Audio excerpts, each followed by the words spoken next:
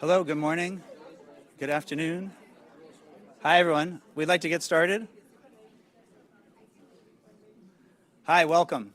Thank you. Thanks very much. I'm so happy that you could all be here, and we're really excited to have this policy seminar today and share some of our research from Ethiopia. Thanks very much to everyone for joining and for everyone that helped us prepare for this event. So just briefly, I want to kind of acknowledge some of my colleagues, Alemayehu Taffesse. He leads IFPRI's Ethiopia office and kindly joined us today and will give some opening remarks. The study team includes myself, Jessica Leight, Harold Alderman, Melissa Hidrobo, Michael Mulford, with substantial help from Helena Tambet and Parthu Kalva on analysis. And so we will go through this is our agenda here. After some opening remarks from Alemayehu, I'll briefly introduce the study design, and then we have research for you from 4 components of the program, 4 sets of outcomes. We'll go through those presentations, and then we have a panel discussion. Dean Karlan and Margaux of Vinez are here, and I'll introduce them later. And then following that, we'll have time for kind of open discussion and Q&A. Okay, thanks very much. With that, I'll ask Alemayehu to come up.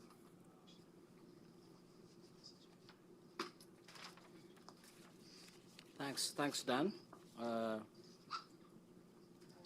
So I start by greeting all attending in person as well as remotely. So my task here is to briefly introduce the PSNP to set the scene for what follows in terms of the study results. I'm sure by now everybody knows what the PSNP is. It is the Productive Safety Net Program that started in 2005 in Ethiopia. Its primary objective is to smooth consumption or protect assets by using transfers in chronically food insecure communities. It has 2 parts, public works and direct support, with the ratio of 80-20 roughly, in favor of public works.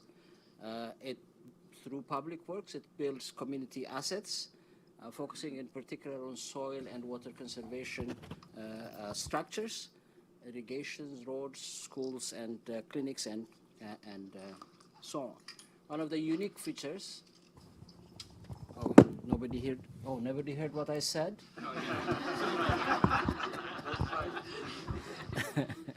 It's tempting to go back, but no. So it's one of its unique features is the fact that it's a long-term program. It has been around for a while, and it's designed to be initially a 5-year program, and is financed by multiple donors and the government of Ethiopia, with the implied need for significant coordination. It's large in terms of coverage, about 8 million beneficiaries, and in terms of resources, about $500 million every year, although it is smaller in more recent years. Related to what we are going to listen to today, in recent years, it has also piloted what it is called the Livelihood Transfer Program since 2018, a program designed to mimic some of the key features of the graduation models. And another interesting fact is that it has been subject to IFPRI-led independent process and impact evaluations since its beginning, and that is, I think, pretty unique, particularly in development programs in Ethiopia. So what does the evidence say? The evidence said that the PSNP worked reasonably well overall, and obviously its performance can be improved with appropriate redesign and more effective implementation. But to highlight some findings, PSNP improved food security, has a mixed impact on asset protection and accumulation, in some instances better improvement, in others no impact, and it led also to some nutrition improvements, particularly at the household level, although child nutrition was not impacted by the program. And interestingly, it has produced economy-wide multiplier effects and may have improved resilience, although the evidence is still accumulating. But all these good outcomes are subject to two core sets of concerns voiced about the PSNP.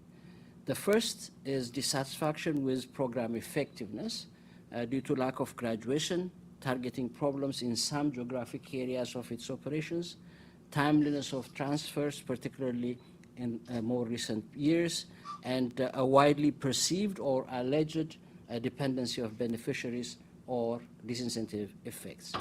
The first three challenges have been ascertained by IFPRI evaluations.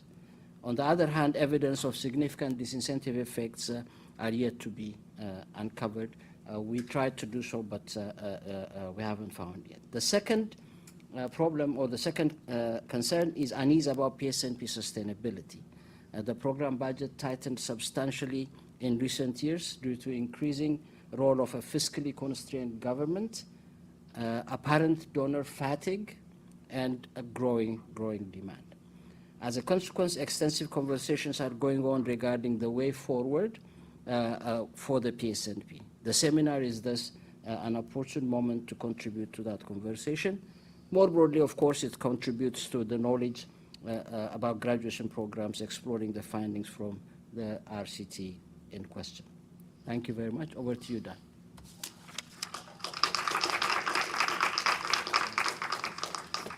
Thank you, Alemayehu. I appreciate it. That's a wonderful introduction and overview to the PSNP. So I want to begin just acknowledging USAID funding. USAID is the key funder for the program and also for this research, Bureau of Humanitarian Affairs. The program is delivered by World Vision, together working with CARE and the local NGO called ORDA. Okay, so with that, I'll get into kind of an overview of our trial design, and I want to start with a bit of motivation. We know that in recent years, a growing literature in development economics has examined overlapping constraints faced by households in extreme poverty. These constraints are very salient, and given that, that's given birth to this multifaceted graduation model of interventions. And we've seen that they simultaneously address several barriers in a sort of big push model. That's what sort of kicked this off, was the desire for a big push to achieve more sustainable poverty reduction and improvements in well-being. We now have several examples of several large-scale programs like this, and some significant evidence on that showing that these models can be extremely effective. Today, we're going to present evidence on, this is new evidence on our randomized trial of this graduation model program in Ethiopia. We call it SPIR, it's Strengthen PSNP Institutions and Resilience. And the program targets beneficiaries of the Productive Safety Net program. So all of the beneficiaries in our study belong to the PSNP, and thus they're among the poorest 20% of rural households in Ethiopia. In addition to enhancing livelihoods, SPIR also focuses on challenges in the domains of nutrition, gender equity, and psychosocial well-being. That's some of the novelty of what we find in terms of programming, and we think that's going to come through as we present the evidence today.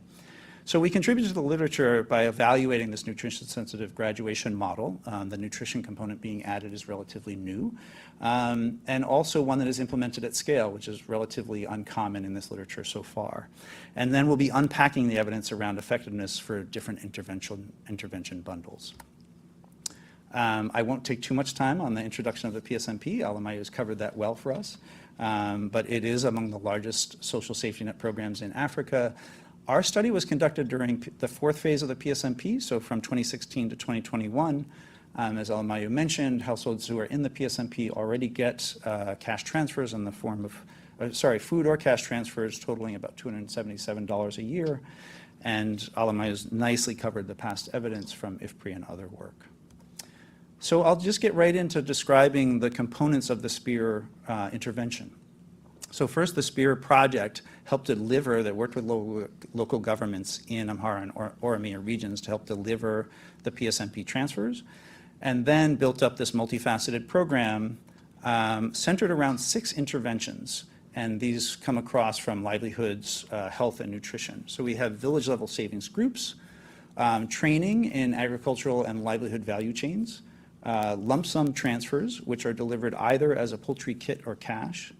There is nutrition behavior change counseling, and we have 2 models there, a more basic one and an enhanced or intensive one that I'll describe. male engagement groups, and then interpersonal group therapy. So all of these, again, are targeted only to PSNP households.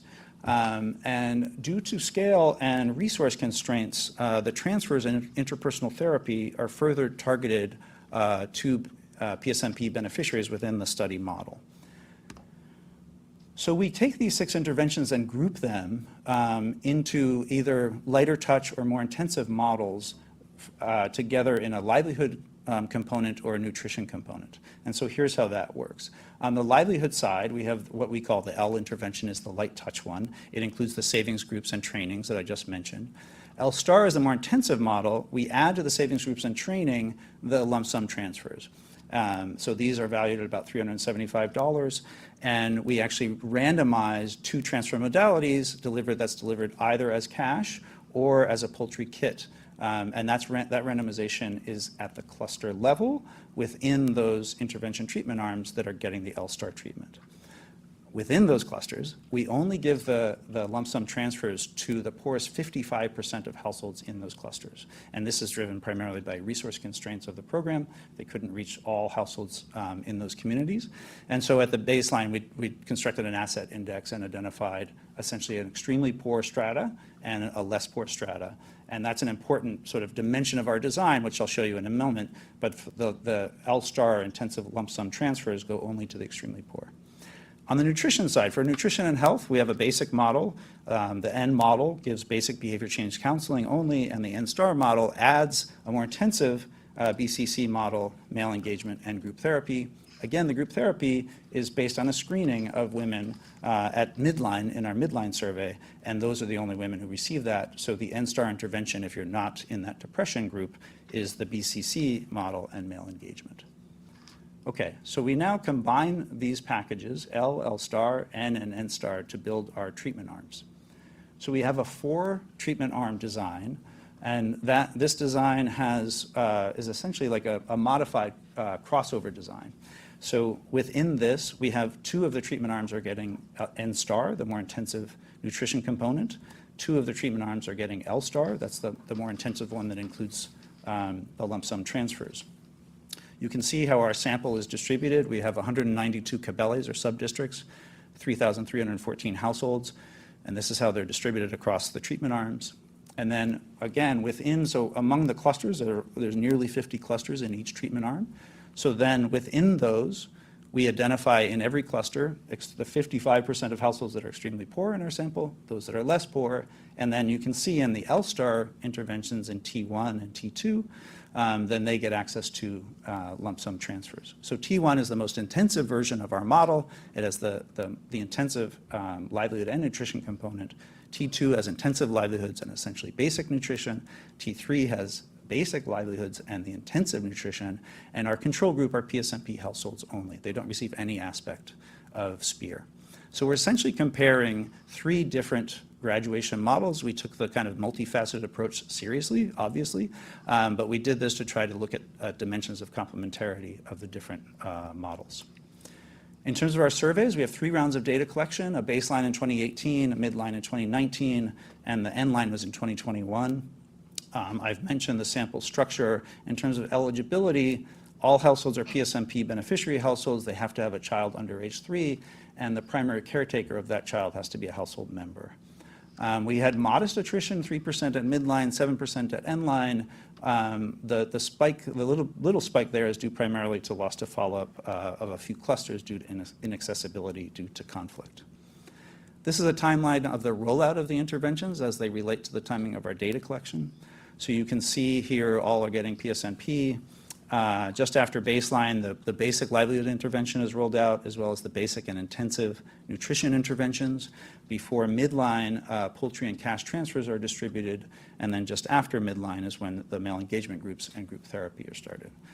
This rollout is due in part to kind of the need to design these interventions and also fund them.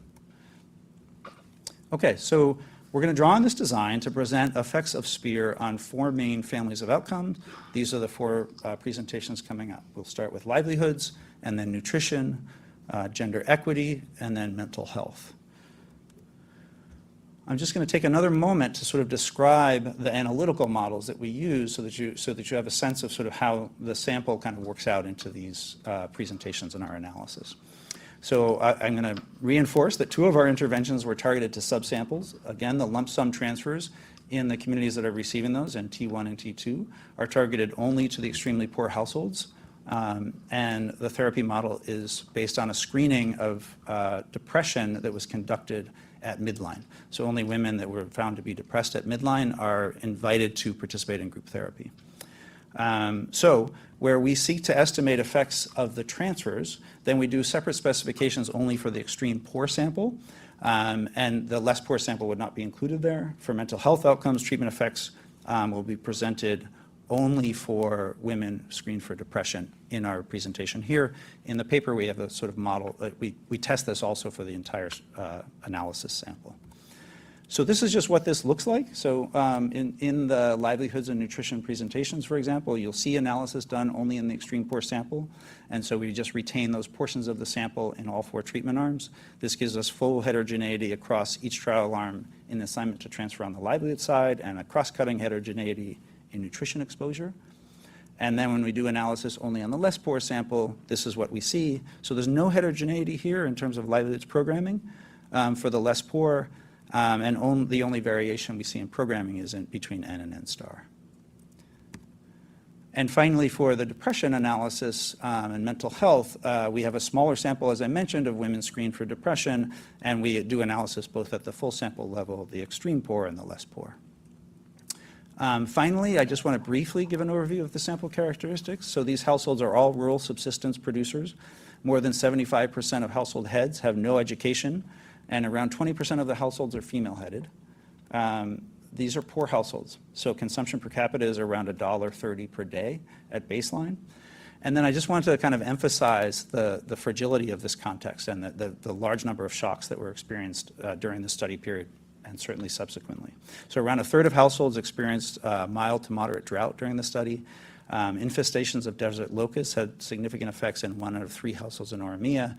And there is sporadic violence that occurs during the study in Amhara and Oromia, kind of spiking a little bit as we were wrapping up at the end line. Our end line took place just 3 months after the start of the Tigray War.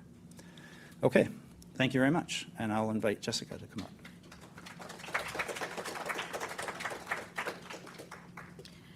Great, thanks. I'll be presenting evidence on the effects of this light touch graduation model, enhancing livelihoods outcomes. So as Dan summarized, we know that previous papers have shown large effects of these types of multifaceted interventions in reducing poverty.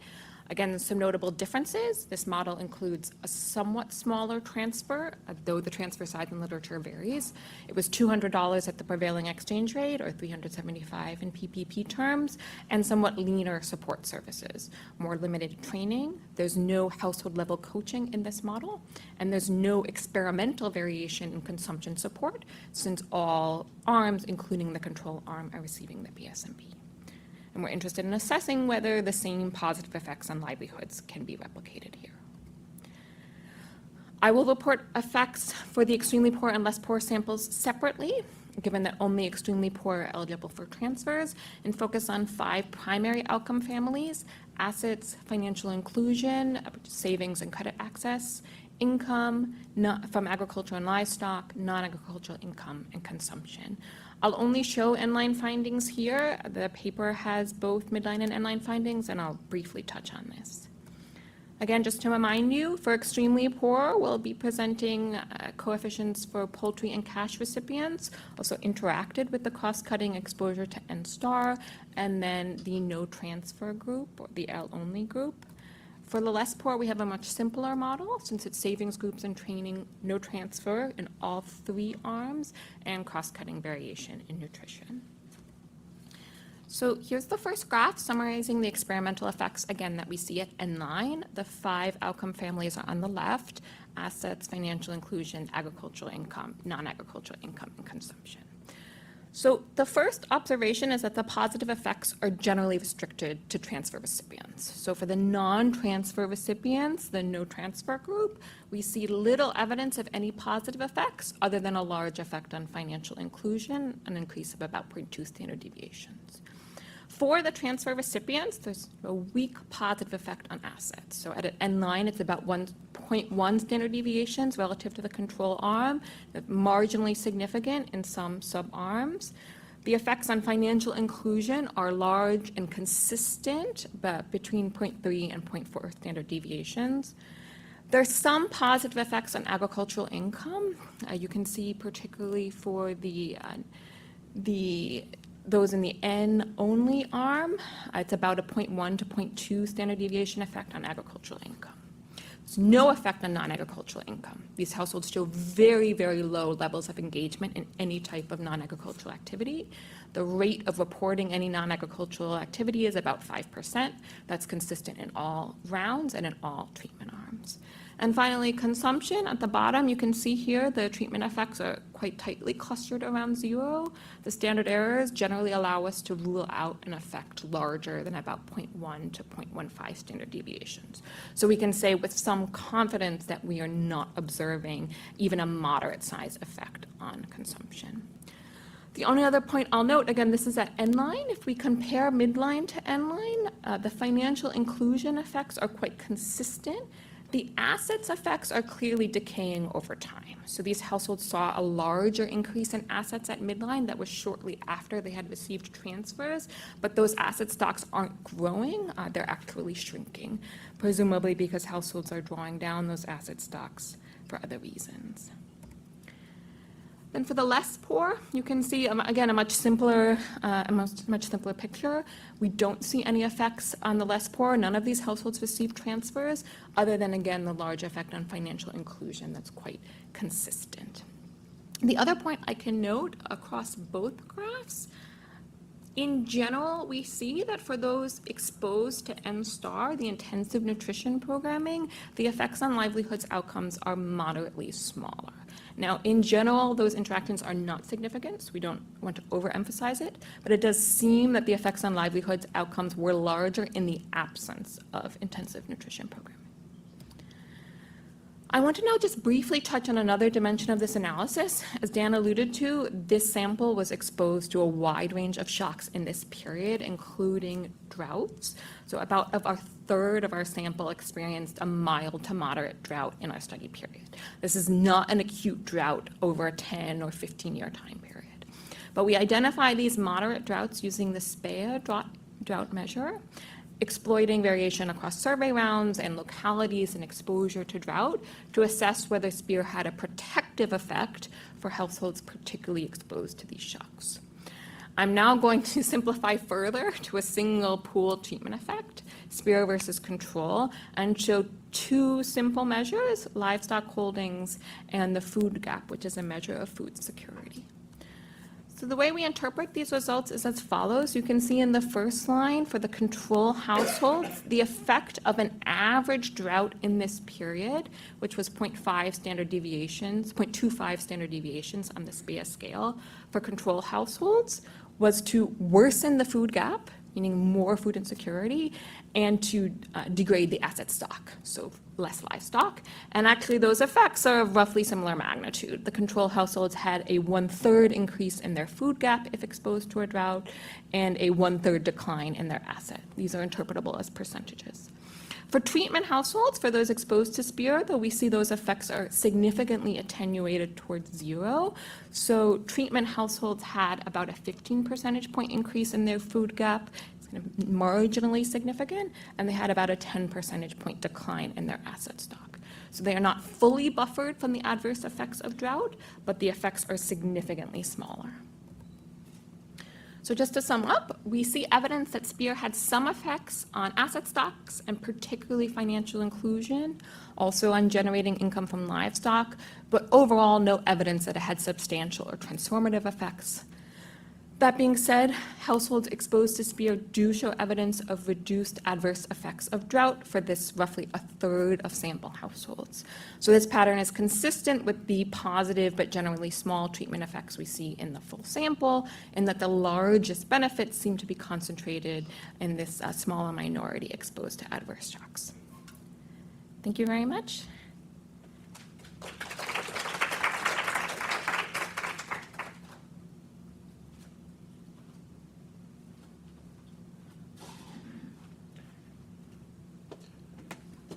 Thank you.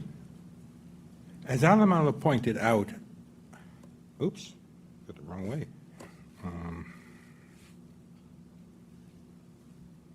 Okay. As Alemayehu pointed out, the safety net program was started to do consumption smoothing. It was a food security project. It was not a nutrition project. 10 years after it started, did they include nutrition in the program. Now, during the initial period, there were tests, evaluations of nutrition, and they showed no impact on nutrition. But this fits very much with the global experience, with cash transfers in general or in-kind transfers, where recent meta-analysis showed a 1.5% increase, not percentage point, in stunting globally. So that safety nets by themselves have a modest, surprisingly modest impact on nutrition and stunting outcomes. There also are a set of studies globally in looking at graduation programs, as we've just discussed. These programs have not in general tested whether or not the programs affect nutrition. There are very few in the literature that include nutrition. They include maybe diet and food security, but not nutrition outcomes. So that this project then adds to the literature on testing both the graduation and overlay of graduation, and on trying to intensify the services that are provided in conjunction with the transfer. Those type of services, every household in the safety net program receives a certain core set of services. That is part of the fourth phase of the safety net program. In addition, there are some water and sanitation programs which are being spread out. In the L-star communities, the ones that we were just talking about, the enhanced livelihood, there are transfer programs. There are graduation additional transfers. Those have been overlaid in some of the program with nutrition programs. In addition, we have an enhanced nutrition program which provides additional services even further than the core nutrition program. So there's three steps. There are those that the core group gets, everybody in the safety net program gets. There are those nutrition services which are given to what we call the core nutrition program, the T2 program. And then there's enhanced programs which are done in the T1 and T3 programs, which include both something called time and targeted counseling, where there should be 11 visits over the 1,000 days from conception to the child's 2 years birthdays. Plus, if a child is screened to be malnourished, they are invited to participate in a 2-week program for child feeding sessions, so that program is far more intensive than the core nutrition program. And again, as showed in the design, this has been overlaid with cash transfers to allow to look at the complementarities.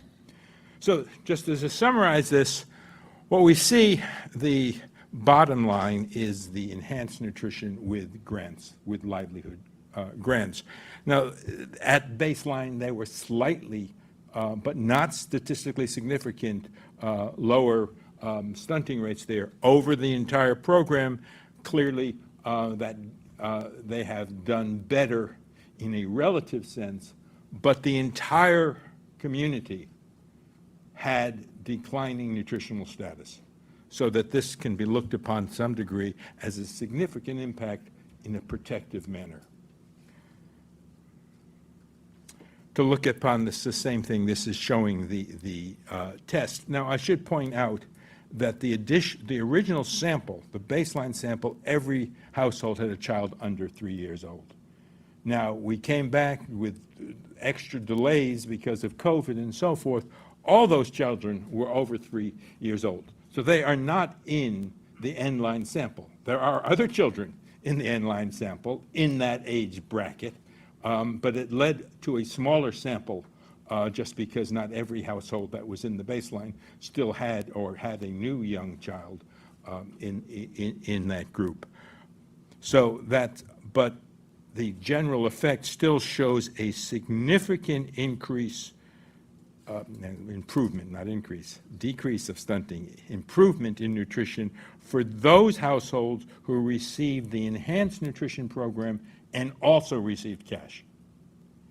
Those who received enhanced nutrition program but did not receive cash did not do any better, statistically speaking, than the rest of the household. So there's a complementarity that shows up. That complementarity shows up only, as I said, with cash and not with the poultry transfer. But the core nutrition services did not affect stunting. Now, this is a bit of a problem because the enhanced nutrition services, although they did not necessarily, without the complementarity, they did not affect stunting, but they did affect the contact with the healthcare workers, and that was significantly large increase in the contact with healthcare workers. In addition, a very large increase of participation in nutrition training at the village savings programs. So they had a great deal of contact relative to the control in the services, but that was not enhanced by having cash. It was participating in enhanced nutrition, but not complementary with cash. The core nutrition program did have improvements in the training through the savings group, but not in the contact at home with the healthcare workers. So they had a modest increase of access to healthcare. That shows up, you'll see on these are the ones with the enhanced nutrition, this one here is with the core nutrition, and then there's in the core nutrition, there's cash has a impact. Both of these have an impact on the core nutrition, but it's smaller. It has to do with access to, this is based on a average standardized treatment effect. That is, there is a set of services that we're using, and this is the index of that set of services to account for multiple hypotheses. And so the larger impact is a balance of the village savings plus the household contact, but the village savings training programs do show up in the basic nutrition program. So what we see is also, we see small impacts on maternal diet diversity. In child diet diversity, it increased only with those households who had the enhanced nutrition, the nutrition contact, plus the poultry transfer. It was an aspect of the poultry transfer. But that still increased the child diet diversity to a little less, even in the best case, less than 3 items out of 8. Breast milk is included in diversity for those children. That is, very, very few children in this sample had what is considered an adequate diet diversity. And this is a bit of a challenge that has to be looked at further. And the nutrition services also, although they improved, there is a surprising question of where does the complementarity that we see in nutrition output, where does it come from? If it doesn't come from diet diversity, a little bit with poultry, but very little, and that's not with the cash, where does it come? It doesn't come with access to services. So this is a question that is remaining unanswered in this data set. But we do see, as a bottom line, that there seems to be a protective role that comes out with the cash transfer enhanced and the enhanced nutrition interacting in a time of what seems to be a declining nutritional status in the community. Thank you.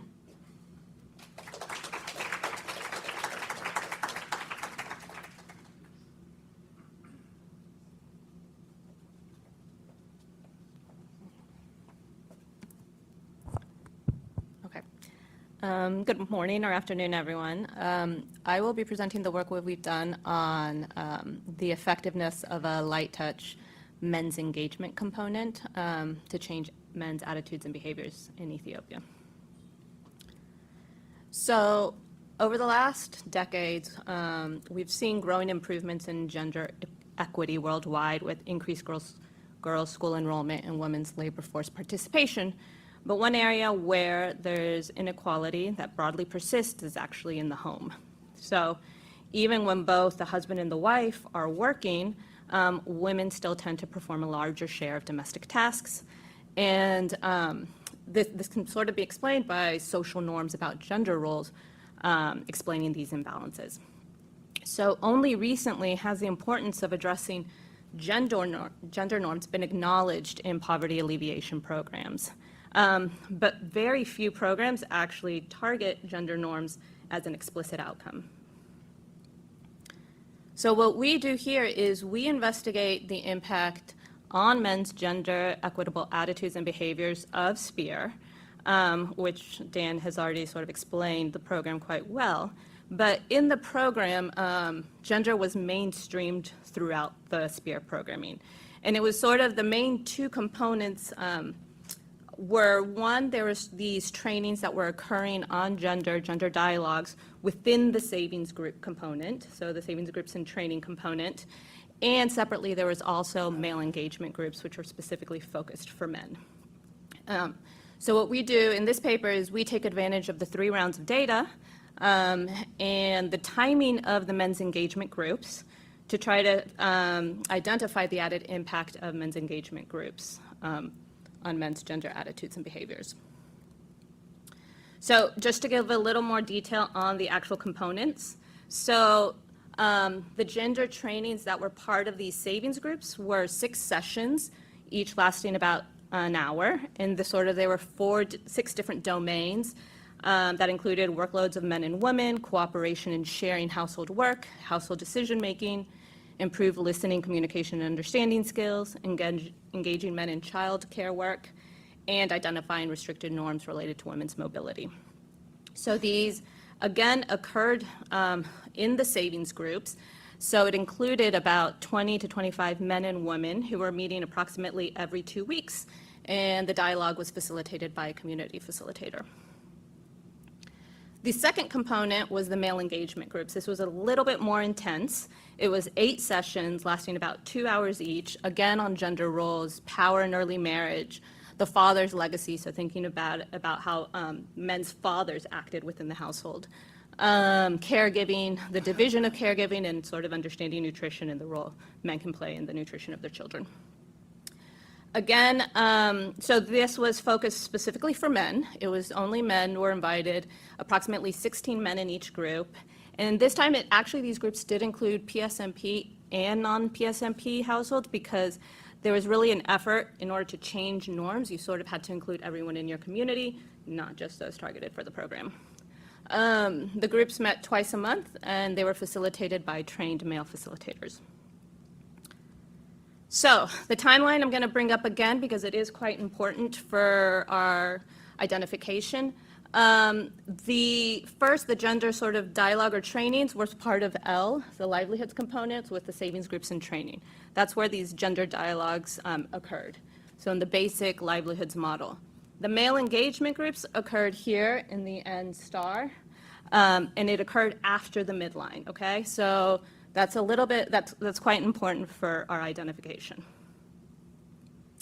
So in the midline analysis, what we're going to concentrate on is that all 3 treatment arms were receiving the gender training through the basic livelihood models with these saving groups and trainings, okay? So all 3 treatment arms were receiving the gender dialogue.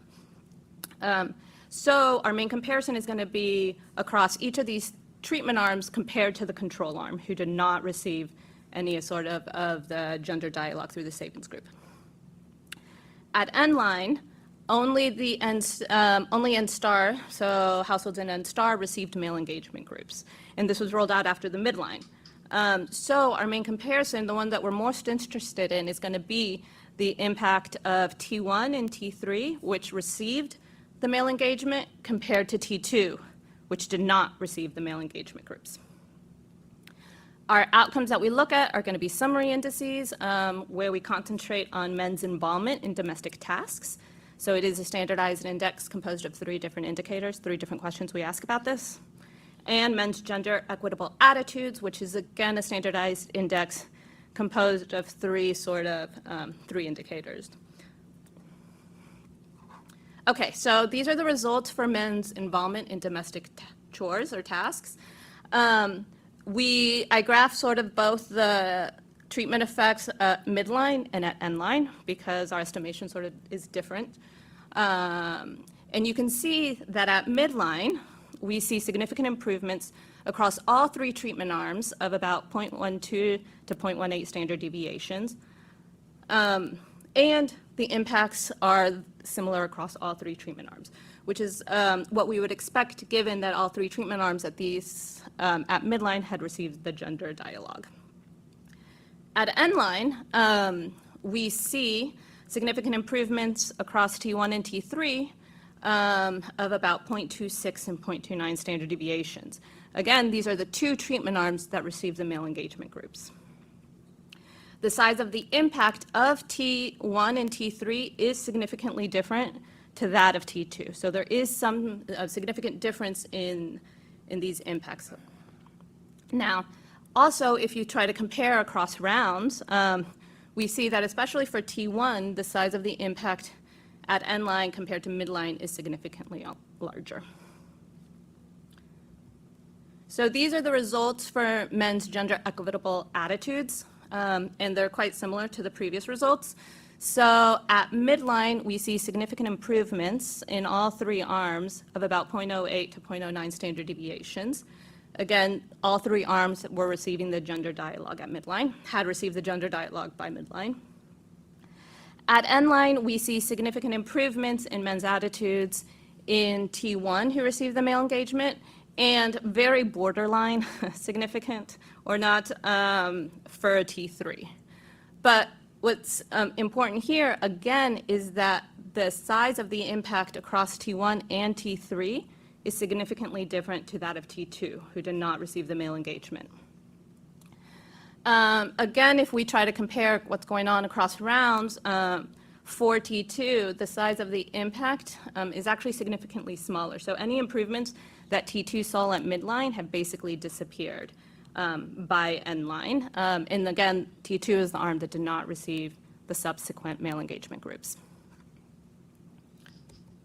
So, to sum up, at midline, all treatment arms improved men's gender's equitable behaviors and attitudes, but the impacts were only sustained or improved at endline for the treatment arms that received the male engagement subsequently after midline.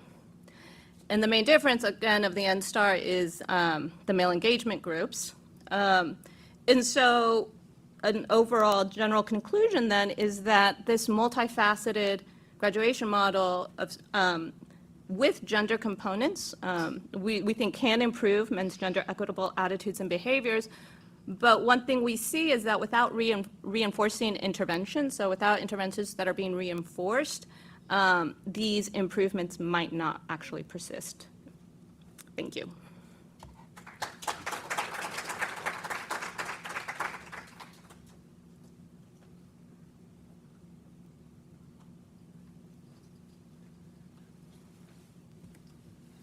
Great, so we're to the last paper or set of results focusing on depression and the treatment related to that. So in our study, one of the motivations for this is that depression really is one of these commonly experienced mental health disorders, with around 15% of people experiencing it over their lifetime. And prevalence rates tend to be about twice as high for women as compared to men. Depression is not just a disorder that's about feeling sad, but also has some debilitating somatic symptoms that are also characteristically there as well. So difficulty sleeping, eating, focusing on things, and other fatigue. And one of the challenges in these contexts, especially in low and middle income countries, is this large treatment gap. So one of the recent years, the Ministry of Health in Ethiopia reported that there was little over 100 practicing psychiatrists for a population of over 100 million people. So large treatment gaps, and then even larger when you kind of consider the conditions or services that might be available in more rural settings where we're working. And particularly relevant or important for us in this context, and in our context, the population we're working among, is this growing evidence of the bidirectional and potentially mutually reinforcing relationship between poverty and common mental health challenges. In this paper, we'll be focusing on depression. And some of the graduation model programming has been shown to have positive effects on mental health outcomes. There's some improvements in self-reported happiness or efficacy, but somewhat limited in terms of the measurements there. And really kind of the potential for directly targeting psychological or psychosocial well-being with treatment has the potential to have larger effects both on mental health outcomes as well as economic outcomes. And so this is really the motivation and the purpose and the focus of this component of our work. So mental health practitioners and others in the field have developed a number of different mental health interventions that have been tested in different contexts that can be delivered by non-specialists and are relatively scalable. And so one of these is interpersonal psychotherapy for groups that's been tested in different contexts, also a WHO approved or recommended model that can be delivered both individually and in groups. And IPTG is an intervention that's targeted to address specifically grief, disputes, life changes, social isolation, and loneliness by identifying this relationship between depression and life problems and building those interpersonal skills to recover and manage problems. I'll share a little bit later in the presentation of the experience of a woman that was in one of these groups that will give you perhaps a little bit better idea of the impact that this had. But generally, this intervention was supported by colleagues at Johns Hopkins and Columbia Teachers College to support the training of supervisors and training of local facilitators that then facilitated these groups for women that were identified, as was already mentioned, at midline, and then enrolled in the groups. That's 12 weekly sessions that were conducted between January and March 2020. So just getting back and kind of reminding us of the study sample, the analysis here will focus on the subsample of women identified at midline that were experiencing depression and thus eligible for IPTG, and were invited in T1 and T3 arms to participate in these group sessions. So moving to the results, we look at a number of different outcomes. The ones that I'll focus on here in this first slide are on depression. So at end line, which is nearly 1 year post-treatment or post the completion of these sessions, we find really no effects in T2 or T3. So T2, again, didn't receive the interpersonal psychotherapy in groups, but did receive the transfers among extremely poor households. But in T3, we didn't see these effects sustained. So we did have effects kind of from administrative reports that were there at the end of the sessions, but these don't seem to have persisted 1 year later in this T3 treatment. However, in T1, which combined both components of our program, the more intensive version of our program, we see this significant reduction of 12 percentage points from a control mean of 26% for women that had a probability of having 8 or higher on the PHQ-9. And then for a more restrictive dimension of depression, a kind of perhaps more clinically relevant measure of depression, major depressive disorder, that's built using an algorithm, kind of a more restrictive measure for depression, we still see a similar pattern of effects with no results or no effects in T2 and T3, but a positive and significant effect in T1, which is a 5.5% reduction over a control mean of 7.3%. So just as a reflection, this is kind of a drop of 50% for depression and even 75% for major depressive disorder. And these results are really driven by those women that are in extremely poor households that receive both the transfer and the group psychotherapy in T1. I won't have time to present all of our outcomes, but just to briefly mention, we did find some effects on psychosocial outcomes. So the first row here is on stress. So there's no statistically significant effect on stress, but however, in T1 there was a statistically significant difference between the effect in T1 as compared to T2 and T3 of reduction of stress, increase in happiness, again, a similar pattern of effects for T1, but not in T2 and T3, and no effects on self-efficacy. So I won't present them here, but there's some other outcomes that we also looked at, economic outcomes as well as nutritional outcomes. We saw some similar patterns of effects on economic outcomes, no kind of significant effects on consumption and assets, but some effects on income. But perhaps more notably on maternal nutrition, we did see, we didn't find effects on dietary diversity, but we found really strong and significant effects in T1 on women's nutrition as measured by BMI. So 0.4 standard deviation increase in BMI Z-scores for women in the T1 treatment arm. So just quickly, I wanted to share, this is some quotes from a woman who was 30 years old, went through the groups. She actually, to tell you a little bit about her story, her husband got really sick. They used all of their kind of assets to sell off their assets to pay for medication. He wasn't able to contribute to the economic components of their household, and these were just some of her reflections before and after the therapy. So she started to worry about my family, and I felt we were in a big problem. I couldn't do anything to solve my problem and change the situation. I started to experience some uncommon feelings. I was easily angry toward my children and husband, feeling tired without doing anything, crying every day, feeling helpless and hopeless, and feeling numb. I also lost my appetite and lost weight. And after the session, she mentioned that after I joined the group therapy, there were 7 more women struggling with depression like me, and we were supporting, listening, and encouraging each other. I felt like I found my best friends whom I can share my feelings, sadness, and personal problems. She also went on to explain of just how it also impacted her ability and kind of her energy levels and ability to engage with her family, as well as economic activities for her household. So just summing up in conclusion, the study is really the first to test this differential impact of adding a targeted mental health component to graduation programming. And in conclusion, we found that the components that just had the livelihood transfer didn't have a sustainable improvement for women who exhibited depression symptoms at midline. Similarly, with the same effects not seen with those that only received group psychotherapy.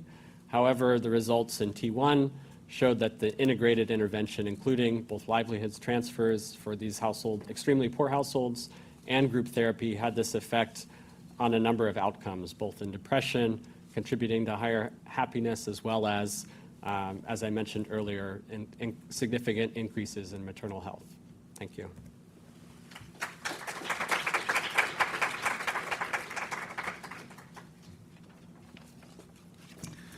Thank you, Michael. Appreciate that. So that concludes our presentation portion of the seminar. And so now we'll shift over to the expert panel component.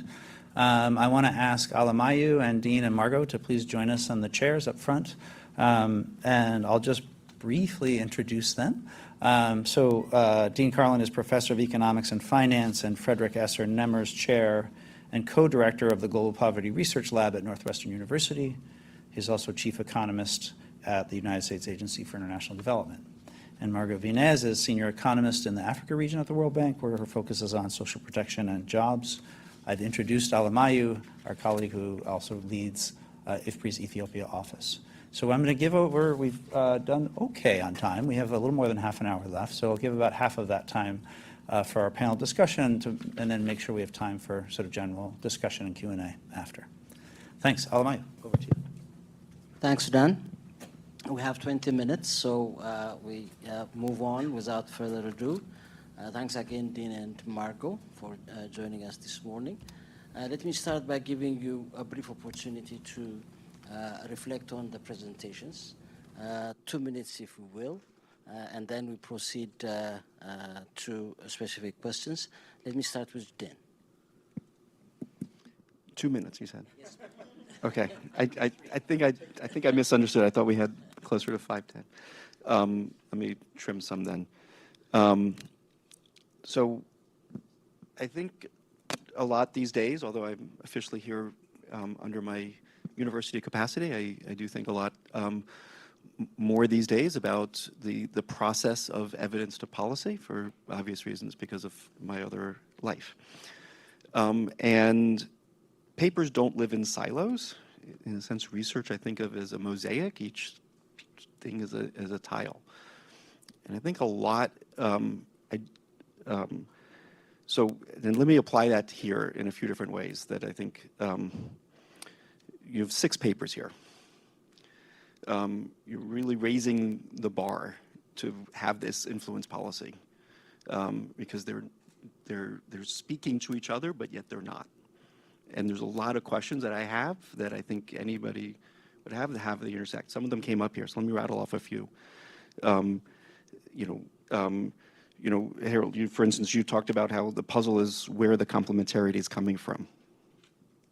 That's maybe the answers in the other papers. I mean, so like, I don't understand why, like, I want to like bounce back and forth constantly when I was going through this.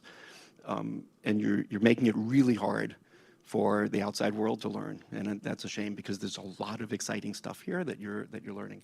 So I'll highlight a couple things that I think are really exciting that I picked up in terms of results. One is a very useful graph, stunting, sadly getting worse, but yet the treatment effect showing big. That is like a great graph to use to motivate why counterfactuals are important. I plan to use that graph over and over again. So thank you.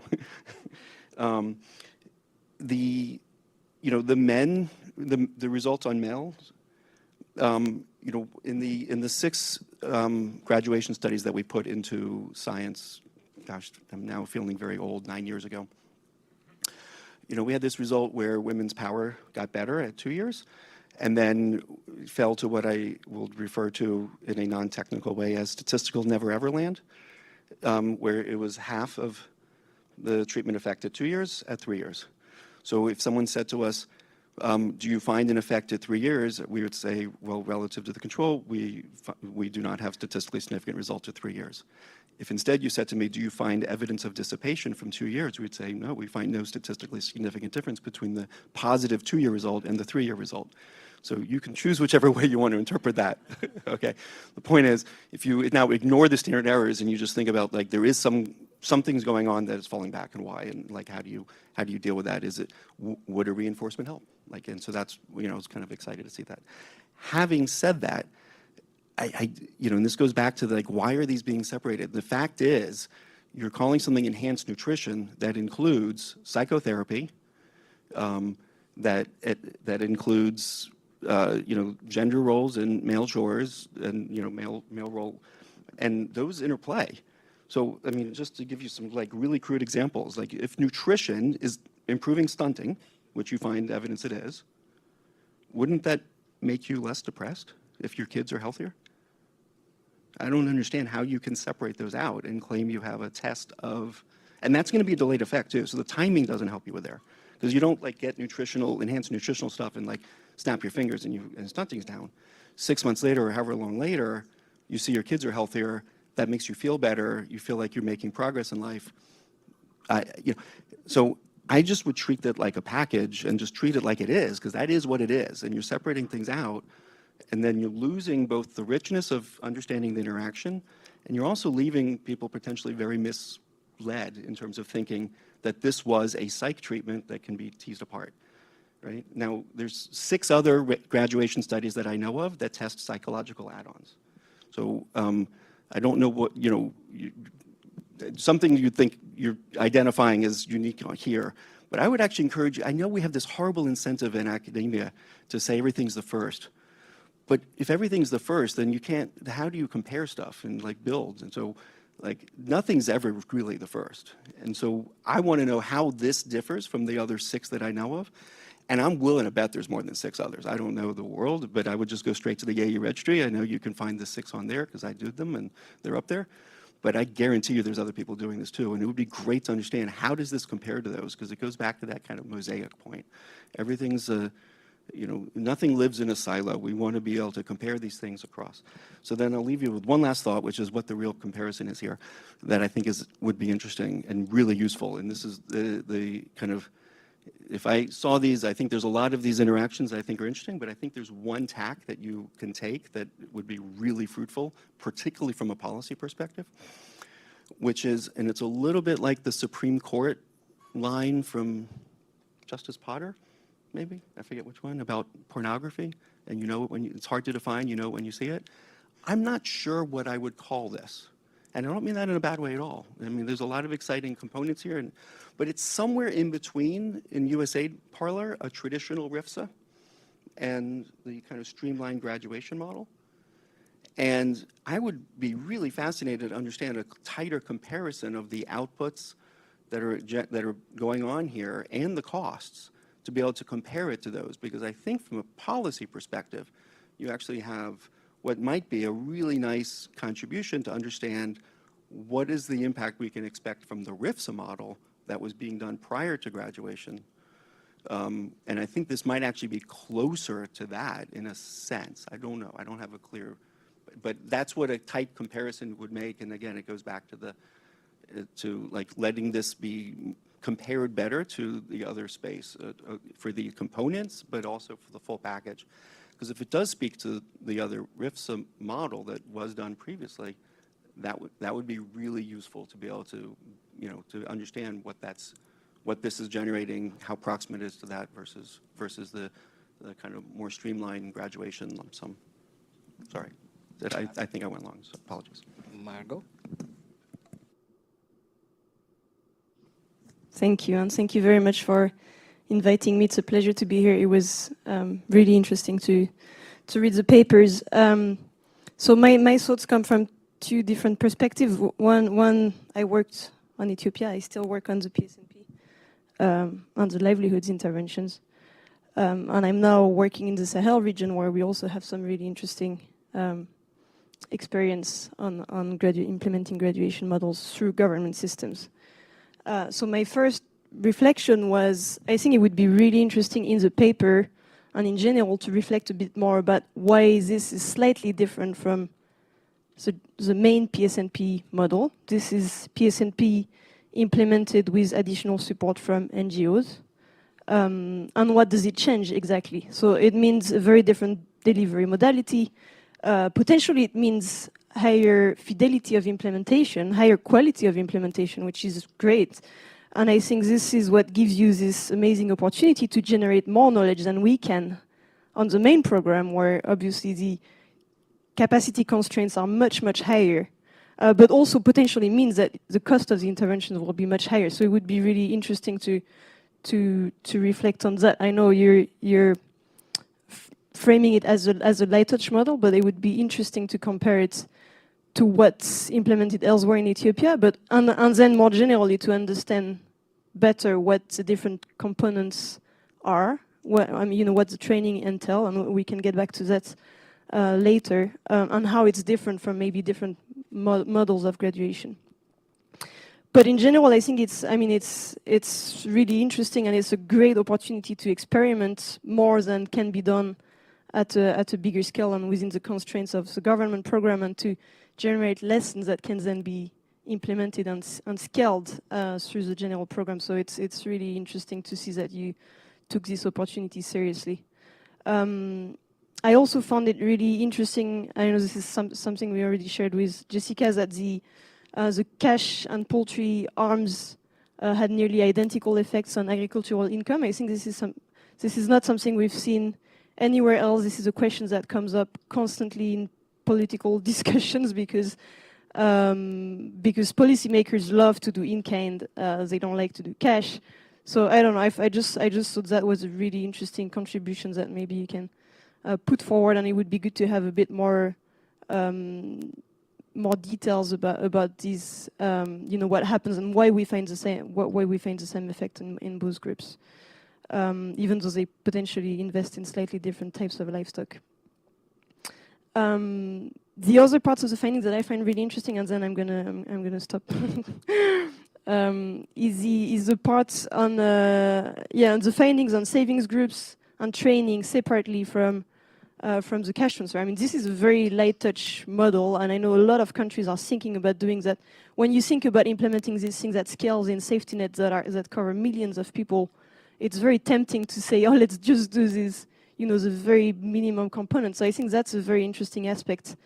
I was also wondering how this interacts with the fact that you're basically only giving the transfers to the poorest households, which is what PSNP does in general in livelihoods, and how we can think about that. Obviously, it would have been really interesting to have heterogeneity, you know, depending on consumption at baseline, but I guess you were probably limited by the constraints of the program, but I don't know if there is anything that you can say on this. Thank you.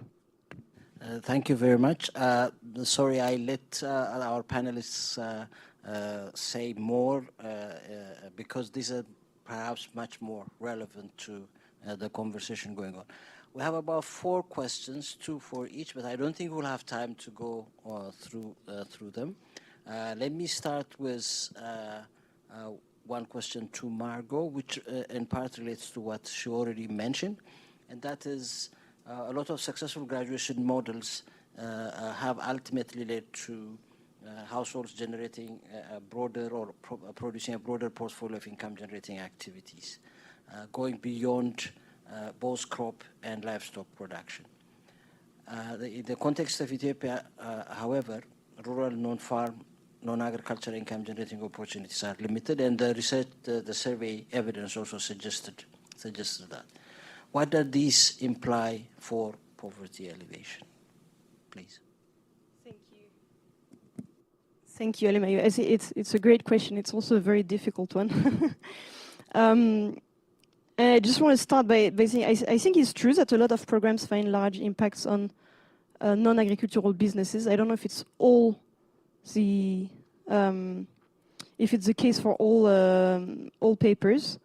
But it's also, I think, interesting to note that in Ethiopia, livelihoods interventions have traditionally focused on livestock, and this has been true since the very beginning. I mean, livestock and agriculture, right? I mean, basically, when PSNP first started, it was linked to the other food security program, which was basically providing agricultural inputs on credit.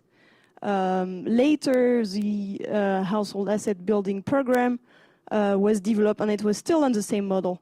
When it finally merged with PSNP in PSNP 4, so you were basically at that stage, this was the very beginning of an attempt of the government to basically learn from the graduation pilot and try to diversify more towards other sources of income.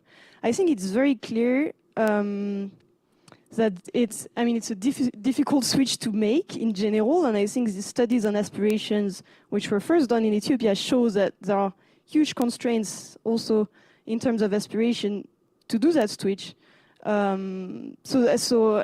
I think it's a complicated issue. In PSNP 5, there has been a very deliberate attempt at trying to diversify more into other sources of income, and this was based partly on the results from other countries, but also on the rural income diagnostic, which suggested that there were opportunities to reduce poverty and increase income in rural areas by basically increasing productivity. In agriculture was one of them, but the second huge pathway was increasing income enough from businesses. So this was, this drove very much a big change in the program, which I hope we're going to see results about. But that comes back to my first question. I was wondering to what extent. I know that other programs, for example, in the Sahel, are much more agnostic about the type of business that is being developed.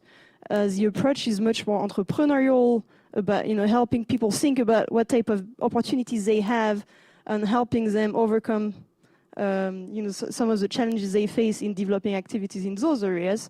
But I think in your case, it seems to me that in this version, you're still pretty much on livestock, and I wonder to what extent, if you give money to someone and you give them a training about how to do livestock, of course they're going to do livestock. You kind of frame the choice of activity in a context where doing other activities is really hard. I think it would be really interesting to understand better those results to have more detailed comparison about the content of the training, because I think the details actually matter.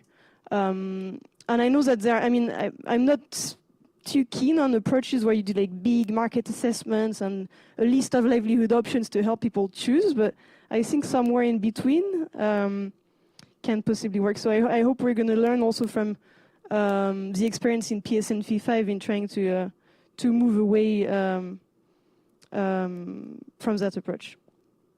Thank you, Margaux. We are I'm keen to know why. Because I was going to comment on that same thing about how it wasn't clear how that happened and whether it was. I wasn't clear whether that was happening here or not, but my understanding is it wasn't, and that in a lot of the other cases it does. So I'm keen, and it's not obvious to me which is better. I can see arguments both ways, so I'm keen to know why you think that's a bad idea. What is a bad idea? The kind of market assessment to say that, so that the training is focused saying, here's 4 enterprises, we vetted out, there's a value chain, it's bringing in outside capital, so it's, there's some export concept to it. What is it about that? Have you seen that fail, or why did you say that? Yeah, I think there are a lot of examples where it failed. Because those market assessments are hard to make, and at the end of the day, I think the people who live there have more information than anyone external does.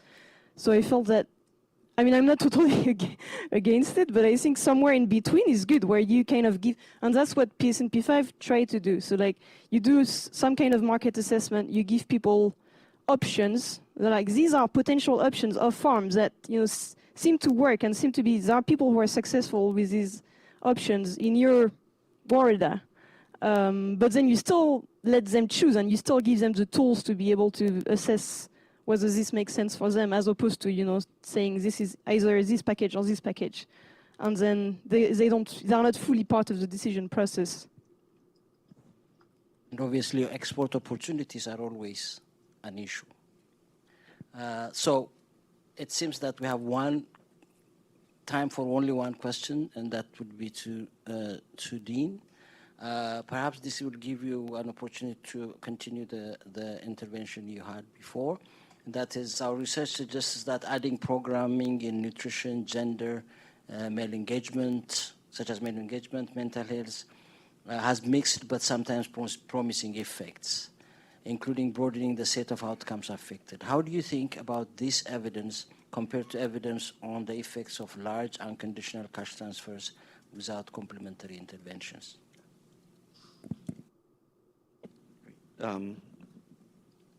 I'm not sure, because I need to see costs, is the simple answer, right? It's ultimately, we have seen the, unconditional cash transfers have, tremendous power of improving freedom, improving choice. It's an expanded version of kind of some of the things you were saying just then about livelihood choice, which is, but they don't do everything, right?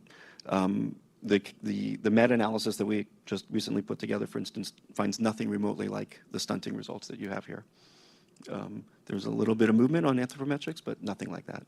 Now, again, I'm using very hand-waving because I don't know the cost, but I think I can guess them, and they're not close to this, right? But that's ultimately the task at hand, is to ask for every dollar, which path can we do the most good, and because that way we can help, take the existing resources and do the most good we can with it. And that's, frankly, the name of the game. So I don't know the answer, but I want to know. Thank you very much. So I hand over to Dan. Yes, okay. So I want to invite the panelists, please. And we're just going to open it up with our remaining time. Thank you. So for just general Q&A and discussion. And so I'll start. Debalina, please. So we'll start in the room, but I'll make sure to get online as well. I'm fed some questions here from online. So if you could go to the microphone, please. If you want to ask a question, please go to the microphone if you're in the room. Thank you. Hi, thanks. Yeah, my question is directed to the male engagement part of the presentation. Really enjoyed that report. Thank you. So in some instances where, you know, there are interventions trying to change norms, there are often sort of backlash to that idea, especially depending on how salient the norms around, you know, in this case, I guess, norms around care work are what's being targeted. So depending on how salient that is to men's identity, how strictly enforced it is, and so on. So I was just curious if you know, measured or had any measures around looking at conflict within the household potentially from some of this intervention. I remember Helena at RISE presented some findings around IPV, but I don't think that was tied to the mental health intervention. So, sorry, the male engagement intervention. So just curious if you noticed any of that. Thanks. So let's take one more. John, do you want to go ahead? And yeah, thank you. Yeah, John Meyer from USAID. I was curious about the point about financial inclusion. And I think, first a comment, you know, your other effects, I guess you were calling them there, you would call well-being outcomes. And financial inclusion seems more like a means to the end. So a kind of a different category of effect. But then, you know, I'd be very curious about what you mean by financial inclusion. I think the membership in a savings group, at least in my mind, wouldn't qualify.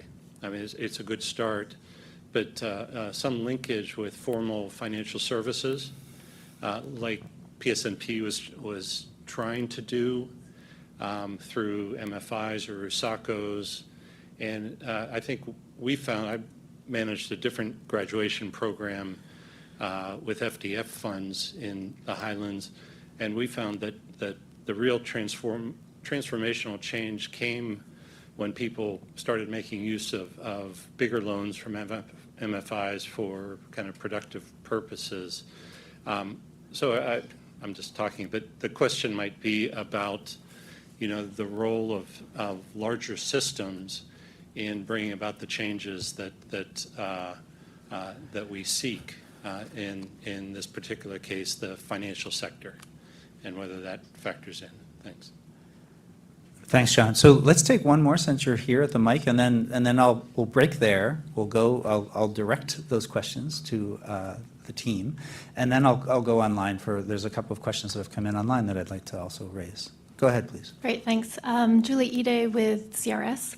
And I apologize if this question isn't specific to the study itself, but the broader context similar to sort of the wider systems question, especially given you mentioned, Alemayehu, in Ethiopia, the PSNP had components of public works and the importance of, you know, sort of landscape management and the power that social protection can have in sort of engaging communities and looking at their community assets and the impact that that can have on nutrition, soil fertility, leading to, you know, productivity of the agriculture livelihoods, as well as potentially, you know, green businesses and things like that. Was there any consideration of including the public works component of the PSNP program in this study? Is there any way of looking at that? Or broadly, for those who are looking at graduation and social protection programs, is anyone looking at this public works aspect as it can relate to and support the graduation functions? Thanks. Wonderful, thanks. Okay, so we have a question on the male engagement component. Melissa, why don't you go first? Thanks. Sure. Thank you, Debalina, for that. So a short answer is we do have data on intimate partner violence. We didn't specifically look at intimate partner violence for this paper. We can think about adding it because we have the data, and we have looked at it for like the big reports that are always due to USAID. So we have looked at it. And the short answer is we don't really see any impacts at all on intimate partner violence, nor negative nor positive, of this program. It just, we didn't put it in this specific paper. And one of the reasons, I mean, I don't know if this is a reason, but the outcomes we really did focus on for this paper were really men's attitudes, not women's attitudes, and men's, their sort of self-reports on domestic tasks. And so anyway, it is something to think about if we wanted to add. But thank you.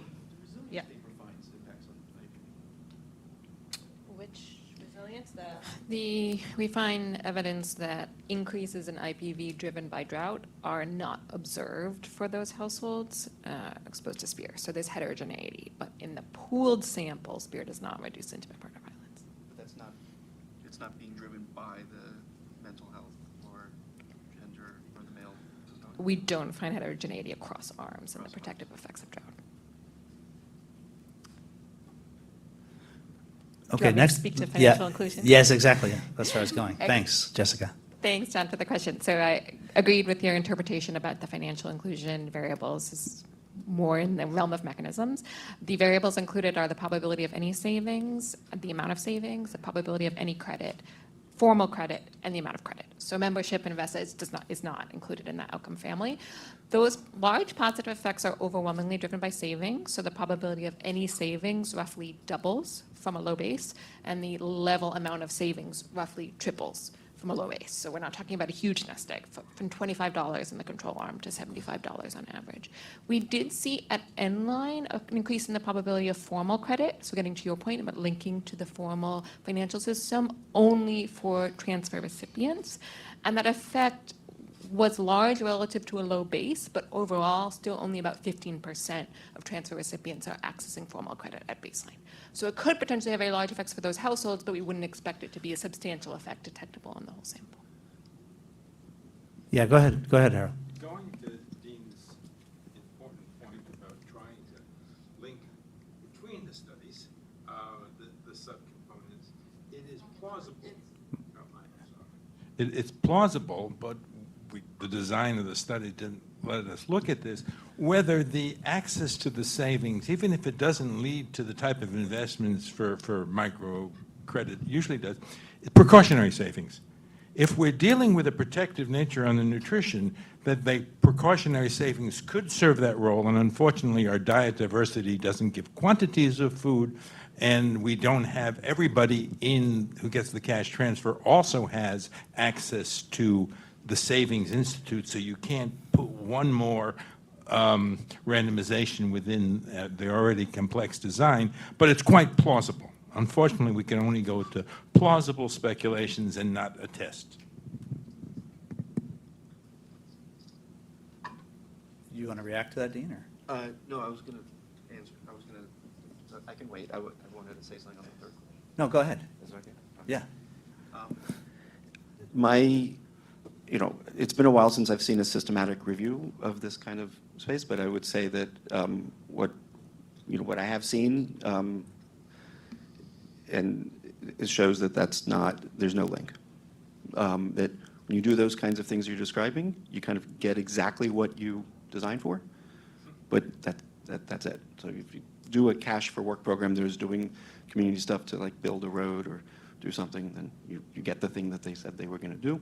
And there's no like, there were all these kind of grand hopes that it would like lead to greater downstream things, including amplification of impacts on things like this. And the evidence just is not there. Now, that's a little bit, I've not done a systematic review in the past few years, certainly not since I've started doing a lot more of these in my role. So maybe there's newer evidence, maybe there's some way of doing it. Maybe there's some counterexample. Is it something that couldn't benefit from, more analysis that maybe would make me update and say something different? That I want to leave that to be clear on the table. Like I don't want to be overclaiming, but that's my rough sense is that that's kind of those programs do deliver an impact on exactly what they designed to do and nothing more. May I add? Yeah, go ahead. So, as Adine suggested, it is rather difficult to assess the impact of these interventions. In fact, in the Ethiopian case, they have always been separated from the impact of the transfer and the public works themselves. But what because we have collected data along the lines of when and what was built and so on, we estimated a dynamic yield growth equation using the panel data, and we identified, obviously, all these identification challenges are there. With that, given that, we found that these soil and water conservation structures built through public works raise cereal yield by about 2.5 or so %. So there is some positive impact on yield, but as I said, again, the robustness of these results have to be further checked, although some of these unobservables are accounted for by this instrumentation of a dynamic yield equation. Thanks. Okay, thanks, Alemayehu. So, Michael, I'd like to come to you. I've got a question, one of the questions online, but also just give you an opportunity to kind of react to any of this. I don't think I said at the top here when we had our agenda slides up. So, Michael's chief of party of the project. He's based with World Vision and also a collaborator on a lot of the research that you see here. The question was whether, how did IPTG affect child nutrition or other child level outcomes, which we had assessed kind of in the early days of that analysis. So you could pick up on that, but otherwise just react to any of what's been said. I actually, yeah, go ahead, and then I get the mic back, so I'll be good. Yeah. Oh, do you want to? No, go ahead. Yeah, thanks, Dan. Yeah, so really that was one of the motivations actually for the intervention as well, thinking about maternal depression as a kind of not only an outcome for women's own health, but the kind of secondary or kind of impact level on child nutrition and kind of thinking about the child care aspects and things that are affected by depression and other nutritional components at the household level. So we unfortunately didn't see any differential impacts in our work on child nutrition. We did have very small samples though. So we're talking about kind of people that screened in for depression that were eligible, and then among those women, there was very few women that had kind of a child of eligible age to look at kind of stunting effects. So we didn't have kind of a large study sample to explore that with more thoroughly. Maybe just to briefly comment on one of Dean's earlier interventions and comments on how this relates to and kind of can contribute to work being done elsewhere. I would just reflect on that there is a really rich kind of interest in this area and kind of intervention in different types of components, psychosocial, kind of from a light touch angle to kind of more intensive psychotherapy or CBT based.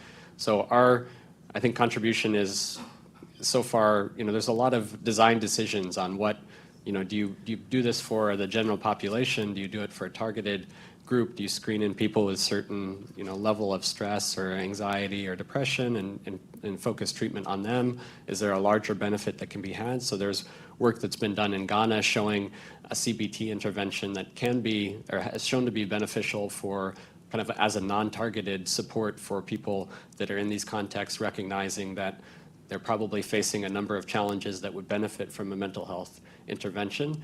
There's a more recent work being done in Uganda with the midline results that are out with a report from IPA that actually showed a similar, actually identical intervention, IPTG, that was implemented there for a larger group, not a targeted group, and they saw actually negative impacts from that. So kind of potentially stigmatizing, or kind of they read into kind of interpreting why that might have been the case, but there's actually negative outcomes associated with kind of a broader targeting or bringing both depressed and non-depressed people into these groups. So yeah, I think there's a lot of questions around design for these interventions, how they can be successfully brought in to these programs, and what kind of questions around the level of the intervention that can be scaled, the intensity, and kind of can you get still effects with a smaller program? So there's kind of a broad range of design questions that are really active right now in this space. Okay, thanks, Michael. And with that, we're a few minutes over, so we will end here. I want to thank everybody, all of the presenters, and thank Dean and Margaux and Alemayehu as well. I'll just close by saying, for those here in the room, we have lunch provided right now outside, and some nice Ethiopian coffee for you. So thanks, everyone. Thanks for coming.